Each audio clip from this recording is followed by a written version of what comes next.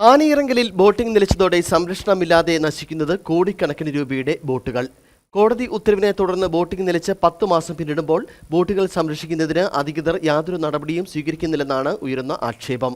ബോട്ടുകൾ നശിച്ചാൽ വലിയ നഷ്ടമാകും ഹൈഡൽ ടൂറിസം ഡിപ്പാർട്ട്മെന്റിന് ഉണ്ടാവുക. 10 മാസം മുമ്പാണ് കോടതി ഇടപെടലിനെ തുടർന്ന് ആനയിറങ്കലിലെ ബോട്ടിംഗ് നിർത്തിവെച്ചത്. അരിക്കൊമ്പൻ വിദഗ്ധ സമിതിയുടെ നിർദ്ദേശത്തെ തുടർന്നായിരുന്നു നടപടി.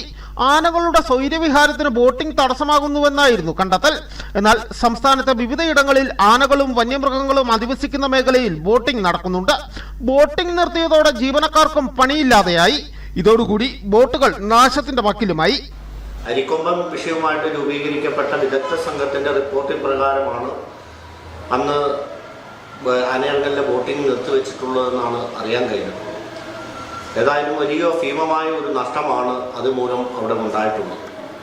ബോട്ടുകൾ പാടെ ലക്ഷക്കണക്കിന് രൂപ മുടക്കുമുതലുള്ള ബോട്ടുകൾ അവിടെ കിടന്ന് നശിക്കുന്നു. അതോടൊപ്പം തന്നെ ഒരു ദിവസം 1 ലക്ഷം രൂപ വരെ വരുമാനമുണ്ടായിരുന്ന ആ ഹൈഡൽ ടൂറിസത്തിൻ്റെ ആ വരുമാനം നിന്നിരിക്കുന്നു.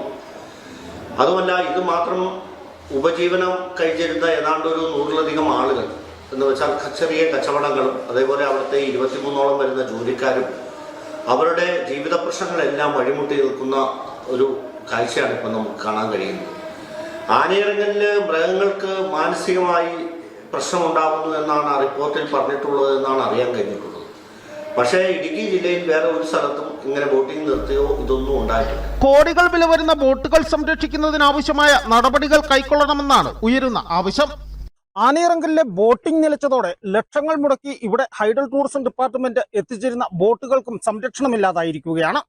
ഇവയും ദിനംപ്രതി നശിച്ചുകൊണ്ടിരിക്കുകയാണ്. ഇവയ്ക്കും സംരക്ഷണം ഒരുക്കണമെന്നാണ് മേഖലയുമായി ബന്ധപ്പെട്ട് പ്രവർത്തിക്കുന്നവർ പറയുന്നത്. ആനയിറങ്കലിൽ നിന്നും Aneesh P A, Idukki vision news.